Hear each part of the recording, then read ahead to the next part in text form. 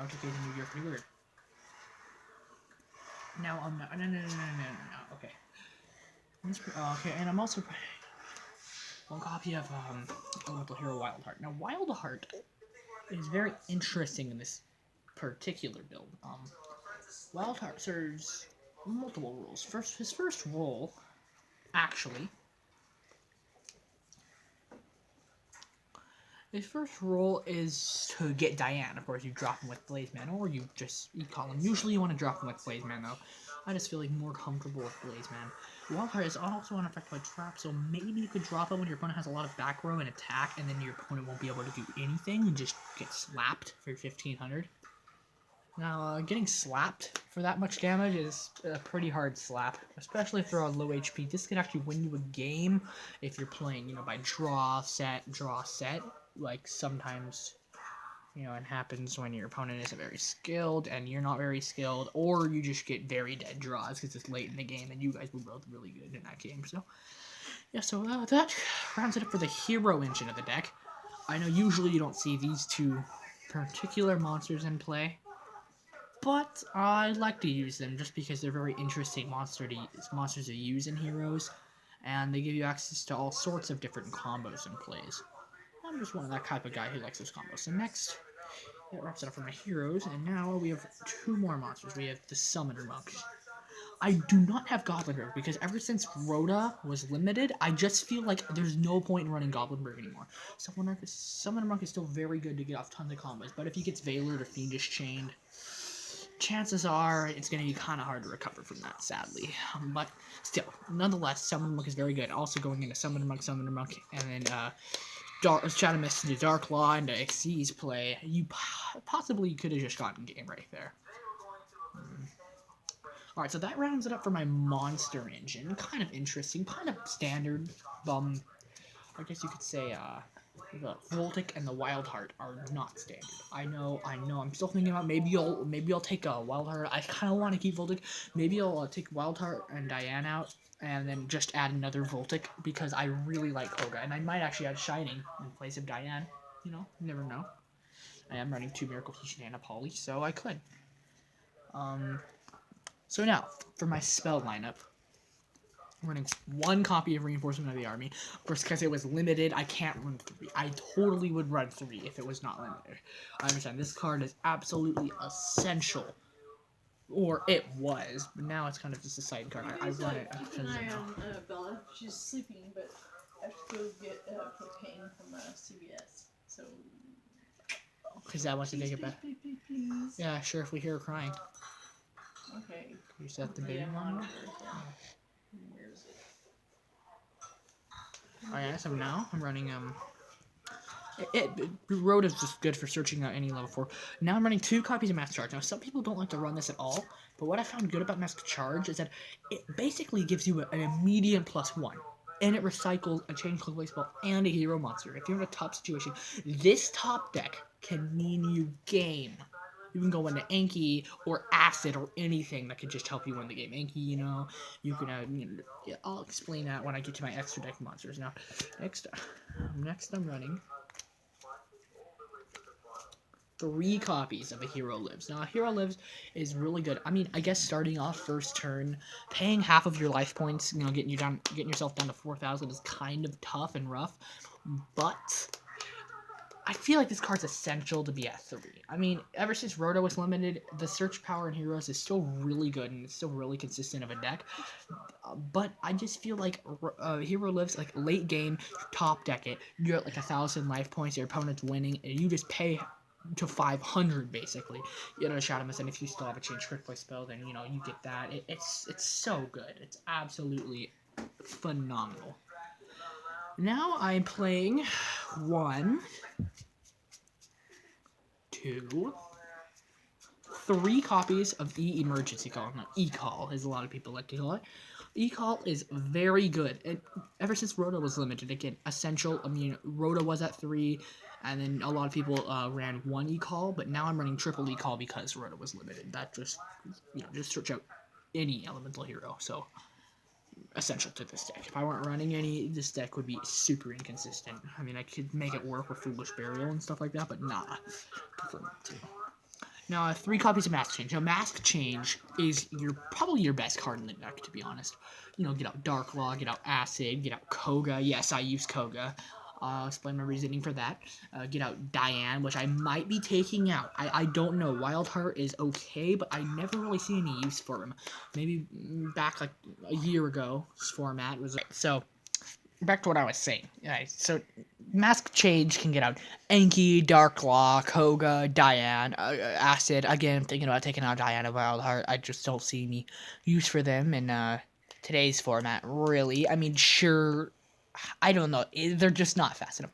Diane's really good, but you have to send it to the graveyard. He's good at getting out Darklaw, but that's kind of what a Hero Lives does. I understand Diane's really good for OTK, and I'm still thinking about keeping him in, so I'm not sure yet. I think I might. Still indecisive about that. 2 Mystical Space. I know a lot of people. Some people choose not to main this. Some people choose to main 1. Some people even choose to main 3. But I think 2 is good. I know I have Acid in this deck, but if you just can never get them out, the destruction is always needed. Maybe cracking a pendulum scale. You can really screw your opponent up in today's format. I mean, Dark Law is really good, but sometimes he's not always the best play. Maybe your opponent benefits off of being banished. You know, I mean, you never know with, you know, nowadays. They're always releasing new crazy decks, Konami is. Moving on to the... Now, I'm playing a Poly because of Blazeman. A lot of people don't like Poly, but I feel like you could Poly, and then you could Miracle Fusion for, like, a double fusion combo. Pretty sick, to be honest.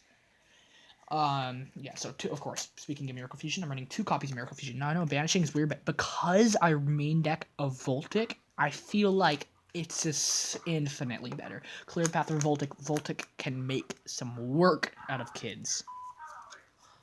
Now, also Raigeki, because, you know, when you have Dark Law, banish all of your opponent's monsters. It's a given. Book of Moon. Target one face of monster, you know, change it to face down. It softens it up for attacks, gets rid of pesky effects. Same old Book of Moon. Now, that is my spell lineup. Probably spells are the biggest part of this entire deck. Really essential key parts of this deck. Now, moving on, traps. I'm running a Bottomless Trap Hole for just removal in general. Like, you know, your opponent summons, Pendulum summons a bunch of strong monsters. You just Bottomless Trap Hole, banish all of them. Pretty key. Even if it didn't have the banish effect while I have Dark Law on the field, it's just that much better. First turn, you can just set this card and end your turn. It can literally save you an entire turn. It's amazing. I love Bottomless Trap Hole. Running 2 copies of Mirror Force. Mirror Force... I know this one's in kind of crappy condition, but Mirror Force is so good with this deck. You literally banish all of the attack position monsters opponent controls when they declare an attack when you have Dark Law. I know it's like Dark Law deck, right? Well, Dark Law is just so good. I mean, you can go into other things too, like Acid, Koga, DM, but Dark Law, really, guys, I mean, come on. He's too good in today's meta. I mean, really. 2 copies of Fiendish Chain. Now, Fiendish Chain does target, but I'm pretty sure Breakthrough Skill does too, and it's continuous, so it lasts forever. They could MST it, but your opponent isn't always going to main deck an MST, especially like a lot of players don't, or they only main deck 1 or 2, maybe 3, but they won't always have one, is what I'm trying to say. It can't attack, so it also protects Dark Law, the Tower of Terror, the Dark Tower, you know? And negates effects, which is so good. It could just stop so many plays, and sometimes they just have to end their turn, and they give you you get tons of advantage from it. 2 Call of the Haunted. Now getting back Shadow Mist. You could just make crazy combos with this, guys. Be honest, it's Call of the Haunted. What's left to explain? Shadow Mist, Mask Change, Dark Law. Pretty simple. 2 Dark Bribes. Now I know that Dark Bribe's like, wait. If you Dark Bribe, your opponent gets an extra card into their hand. But if you have Dark Law on the field and you're trying to protect Dark Law, you Dark Bribe, like let's say a Raigeki or a Mirror Force. Then they draw a card, but then you get to banish a card in their hand to level off. So basically you're just using negating a spell trap for free, which makes Dark Bribe infinitely better. I just feel like Dark Bribe has a lot of potential. I do not currently have any Forbidden Lances. I know it's like, little poor kid over here. Nah, I just haven't picked him up yet. I'm thinking about getting it really soon, so just, you know, hold me to it, because I'm going to get them. And then I'll give you an updated deck profile when I do get them. But yeah, right now Dark Bribe is working perfectly fine. And to top off the traps, a Vanity's Emptiness. Yeah, a Vanity's Emptiness. So good. Once you have your board set up, if they do not have an MST, they will have no outs. Once you have a Dark Law on board, you just sit there with your Vanity's Emptiness, and your opponent can't do anything. It's almost sad. It makes you feel bad for them sometimes. Vanity's Emptiness. I mean, of course, if the card's into your graveyard, but besides the point. Now, I'll move on to my extra deck. My side deck is pretty bad, to be honest, guys. Thinking about updating my side deck in a little bit. To me, a side deck isn't good because I don't always play matches. Sometimes I just play singular duels. I'm running out for my XZs. I'm running a Steel Swarm Roach. Good against Synchro decks or Fusion decks. I know 1900, not that high of attack, but still same as Alias. It's pretty good, and it negates a summon, so your opponent's monster has no chance of even reaching the field, like a Black Rose or something like that. Move D's. Which my cat's name is D's Nuts. Alright. Now I'm running a Gaga Cowboy. Of course, in attack position, get over things. But usually people don't run that because there's better cards for getting over things. See, this card has been ripping for a while. I need to get new sleeves for my extra deck. My main deck's fine. Extra deck sleeves are kind of janky. Those don't really matter that much. I'm just protecting the cards. Cowboy, Cowboy wins games. Enough said. Ragna Zero, Koga, Ragna Zero combo. Koga lowers your attack. You destroy him with Ragna Zero, draw a card. Just good for removal. Blade Armor Ninja and Excalibur. Blade Armor Ninja can attack twice, and Excalibur has 4,000 tower. Both very good. The people call them the OTK duo. Really good cards. Castell, spot on removal.